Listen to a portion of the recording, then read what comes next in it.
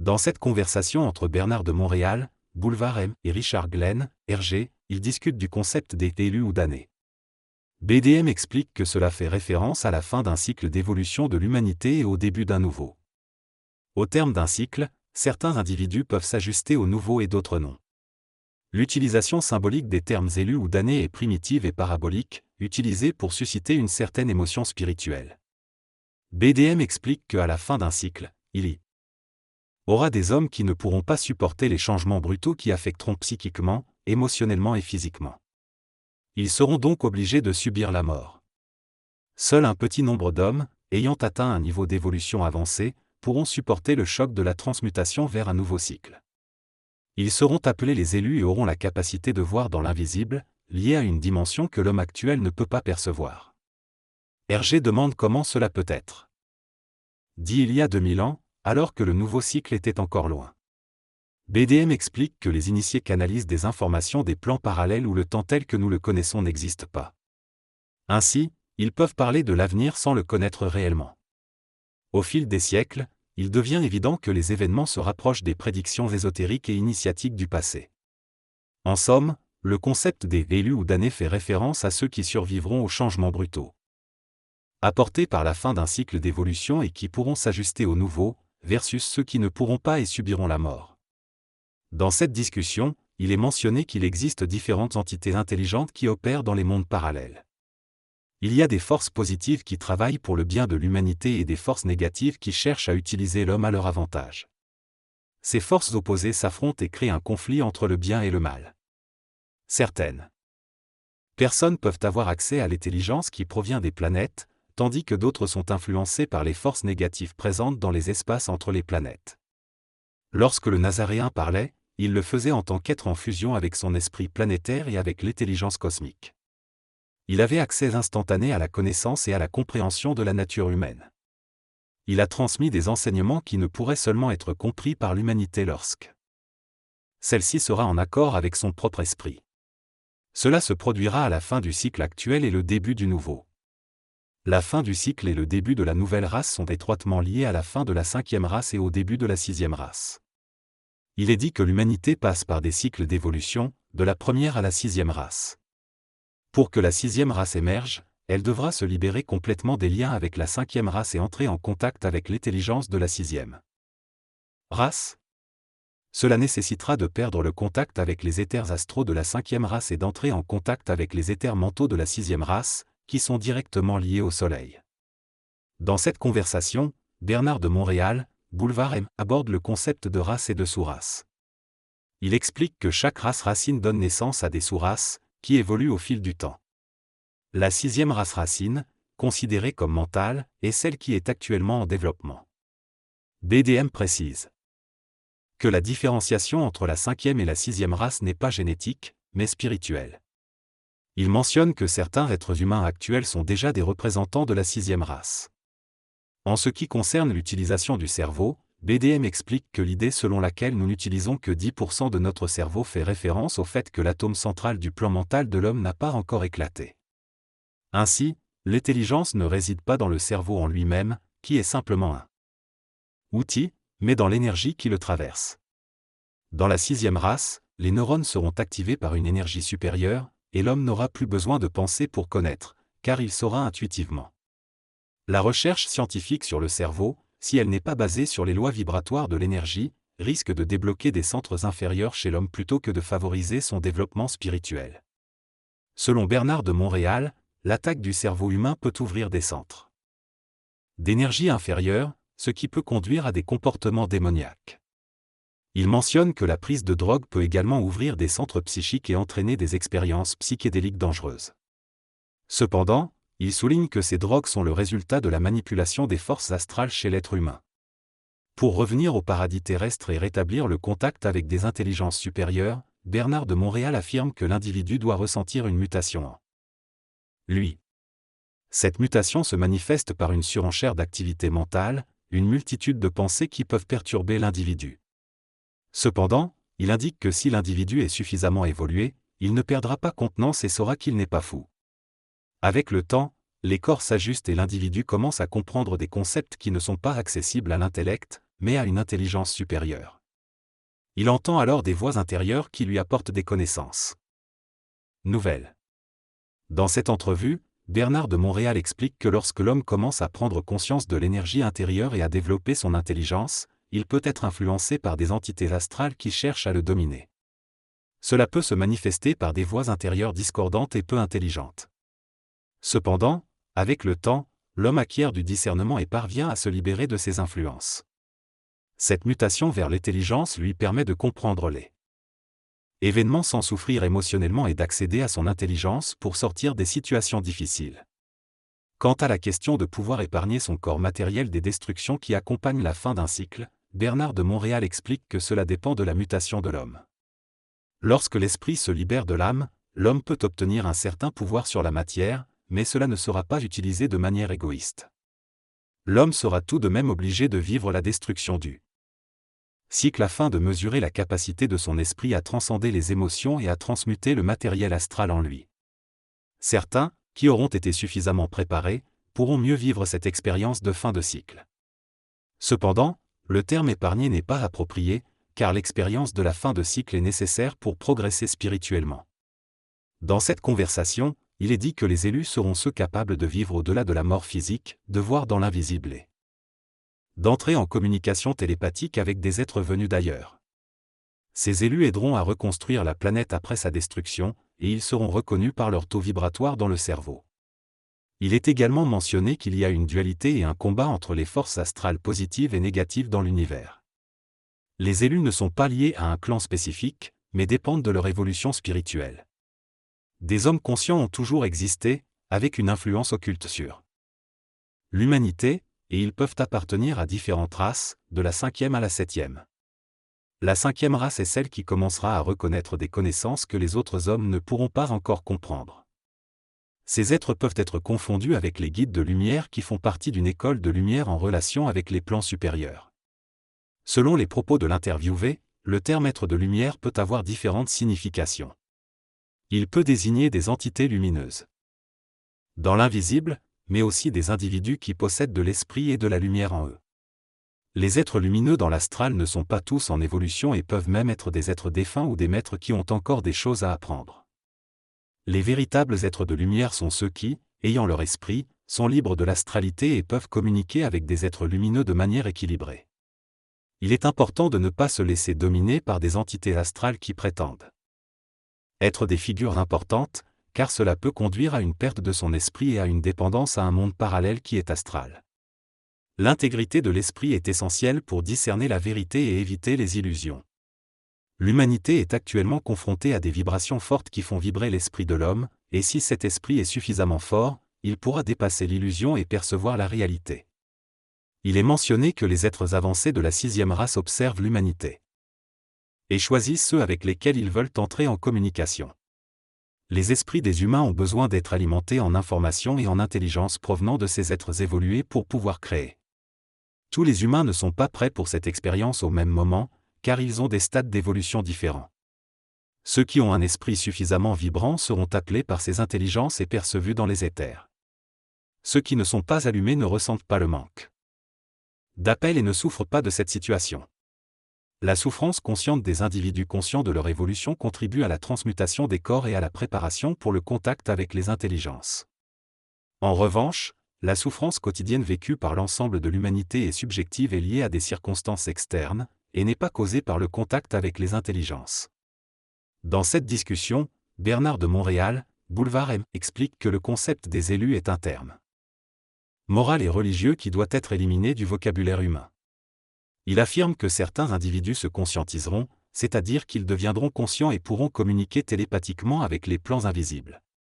Ces personnes n'ont pas d'intérêt à être considérées comme des élus, leur objectif principal étant de réaliser leur travail sur le plan matériel.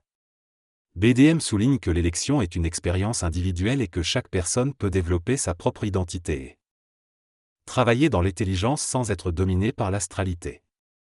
Il mentionne aussi que certains individus sont manipulés et ne sont que des canaux pour d'autres entités parler à travers eux, manquant ainsi de liberté et d'intelligence.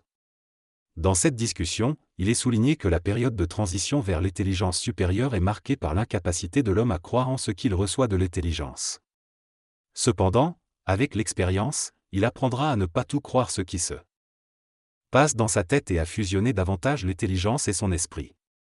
Cette période fait partie de la mutation de l'humanité vers une 6e race. Pendant cette période, la pensée devient plus objective, ce qui permet une communication avec les plans élevés de l'astral et éventuellement une communication télépathique avec l'intelligence. Cependant, tant que ce travail n'est pas terminé, il y a une superposition de l'intelligence sur le plan astral, avec des êtres évolués qui aident l'homme. Selon leurs propres lois.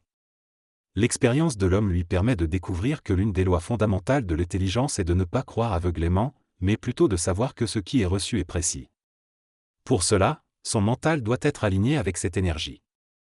L'inadaptation de l'homme pendant cette période de transition est comparée à celle d'une personne qui commence à boire de l'alcool ou à consommer de la drogue. Mais cette période d'inadaptation est nécessaire pour que l'homme s'adapte naturellement à la manipulation de l'intelligence dans le futur, sans avoir besoin d'un intermédiaire. Cependant, en raison de l'ego de l'homme et de son égocentrisme, il est difficile pour lui de recevoir de l'information des autres plans sans la filtrer à travers son ego. C'est pourquoi il dit ça me dit qu'au lieu de simplement accepter l'information. Lorsque l'ego est ajusté et que la dualité entre l'esprit et l'astral est illuminée, l'homme n'a plus besoin de dire ça me dit car il est unifié avec la source. Cependant, il restera toujours récepteur de l'intelligence. En ce qui concerne Lucifer, il est mentionné que sa fonction a été de créer des matières denses pour permettre l'évolution des êtres humains sur le plan matériel. Il existe 2 types de lumière, la lumière de l'intelligence et la lumière de l'absolu. La lumière de l'intelligence est une lumière qui fait partie de l'absolu, mais qui est coordonnée par toutes les planètes ensemble. Elle émet un son, que l'homme pourrait entendre s'il était capable de sortir de son corps matériel. Ce son est utilisé par les forces lucifériennes pour créer l'atome matériel. La lumière luciférienne, quant à elle, est une lumière qui n'appartient pas à l'absolu. Elle est le résultat de la condensation de la réaction sonore et lumineuse dans le cosmos. Cette lumière permet la création d'atomes et donc de planètes. La nouvelle évolution de l'homme permettra à celui-ci de devenir maître de la nature. Il pourra différencier la lumière indifférenciée et la manipuler selon sa volonté. L'homme devra sortir de l'astralité de sa conscience, où la forme est déjà contenue, pour avoir un pouvoir réel sur la matière. La nouvelle civilisation post-luciférienne sera créée par l'homme lui-même, libéré des influences lucifériennes. L'homme aura le pouvoir sur la gravité et son corps sera totalement libre de celle-ci. En observant la structure maléfique du Soleil et de la planète Terre, on reconnaît que ce qui est maléfique dans le Soleil se situe en dehors de son noyau, tandis que le centre du Soleil est un centre d'énergie indifférencié fait d'esprit. La croûte du Soleil est soumise aux lois de la gravité et ses éclatements sont le produit de l'expulsion de ces énergies spirituelles. Lorsque l'homme sera capable de voyager en esprit sur le Soleil, il pourra observer les différentes bandes d'énergie présentes sur celui-ci. Le Soleil est en réalité très petit et condensé, mais il a un grand volume. Raison de ces bandes d'énergie denses. L'équilibre des forces gravitationnelles empêche le Soleil d'absorber les planètes. L'ajusteur de pensée est une intelligence qui se fusionne avec l'esprit de l'homme pour former une unité d'ambiance.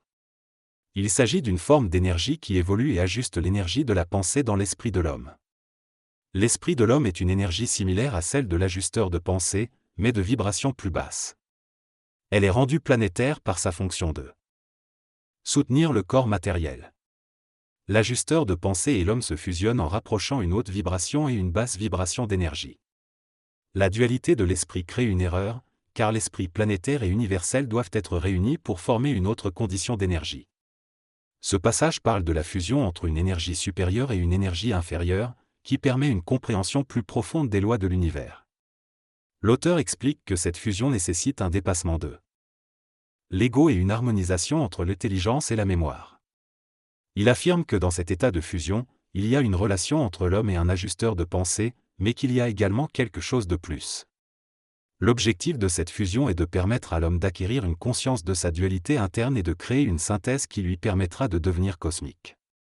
L'auteur souligne que demander cette fusion ou la promettre en échange de quelque chose relève de l'ego et que la fusion ne peut être atteinte que lorsque l'ego est ajusté.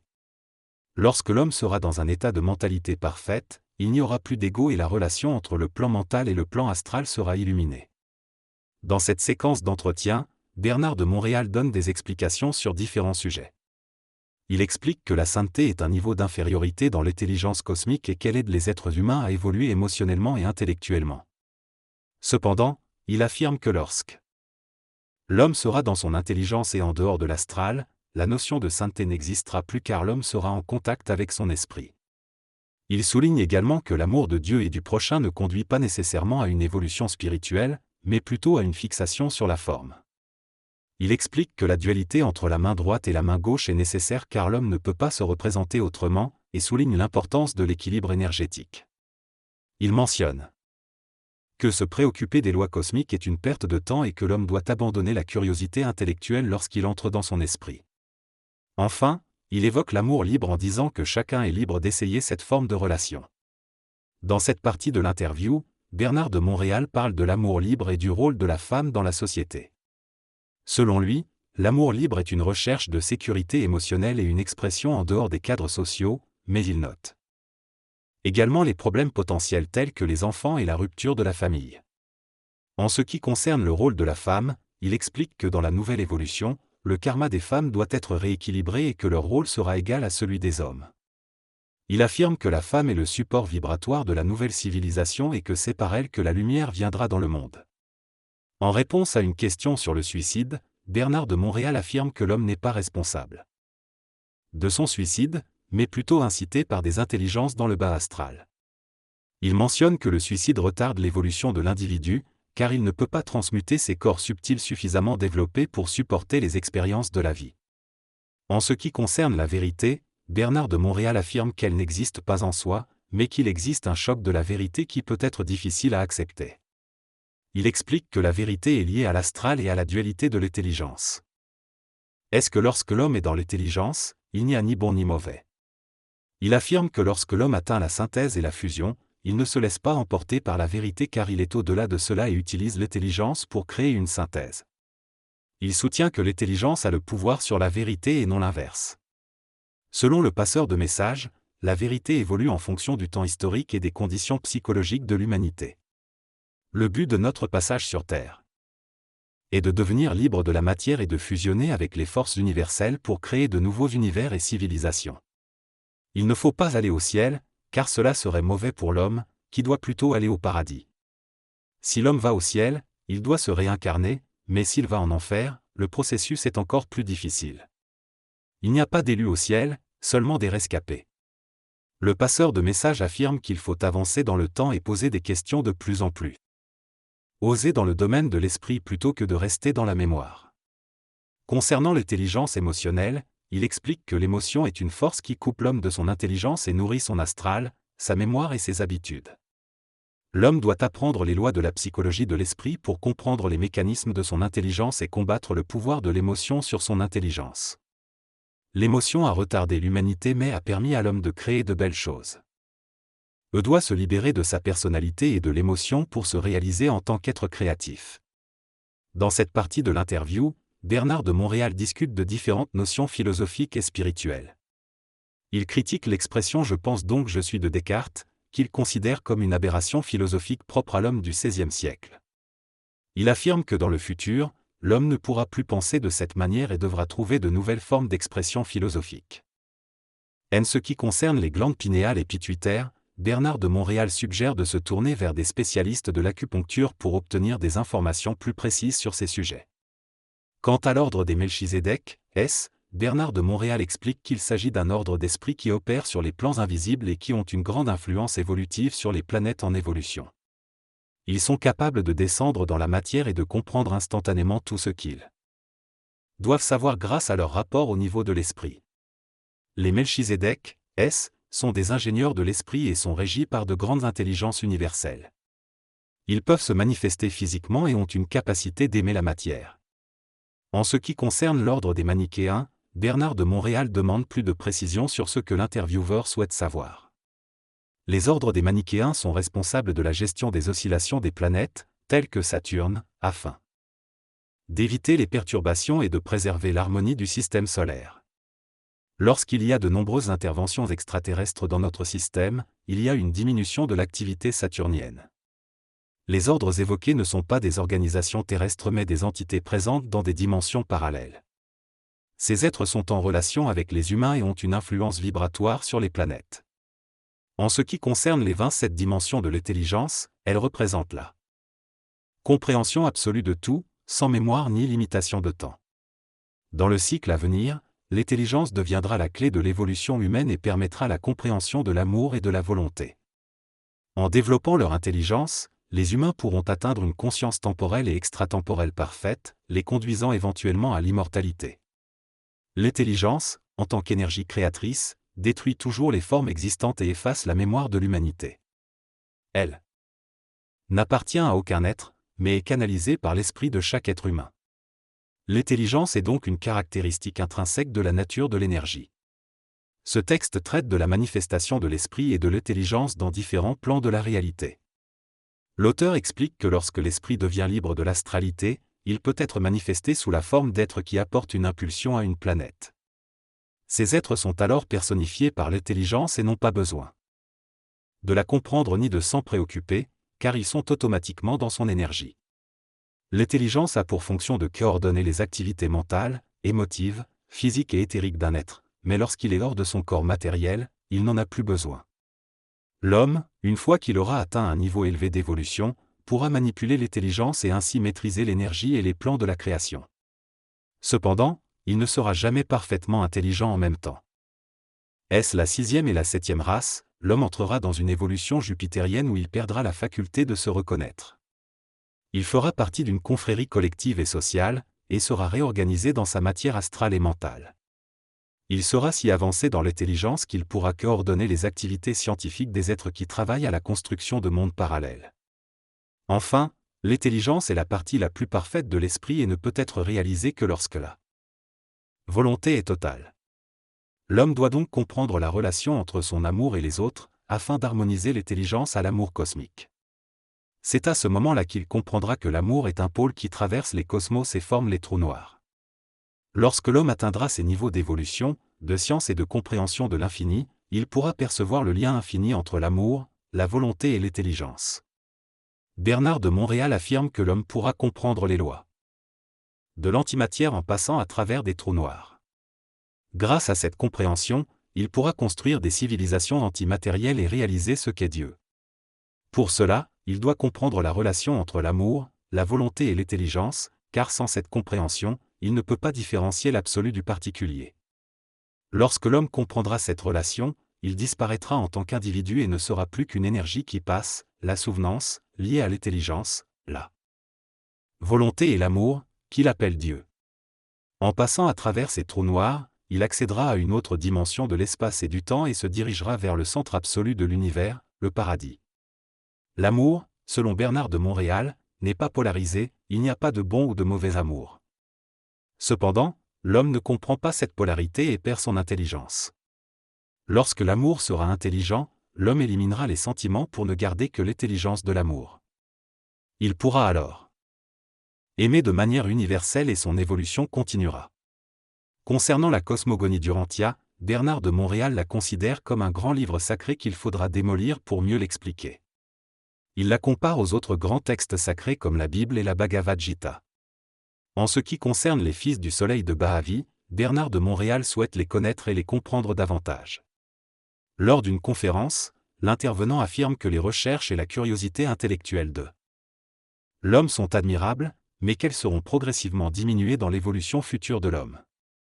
Il explique que l'homme possède déjà en lui une grande quantité d'informations et de connaissances, et qu'il doit apprendre à entrer en contact avec son intelligence pour approfondir la relation avec son esprit.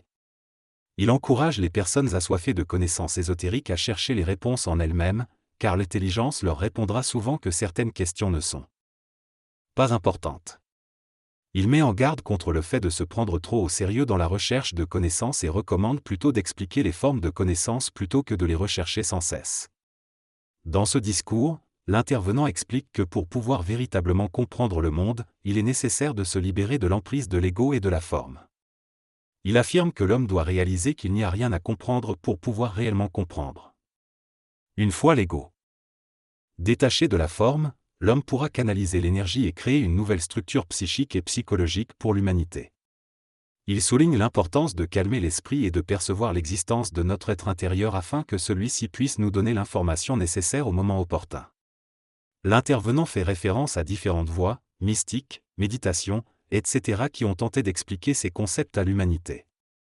Il conclut en affirmant que dans les siècles futurs, pourra être dans le monde tout en ayant un esprit calme, ce qui contribuera à la tranquillité du monde.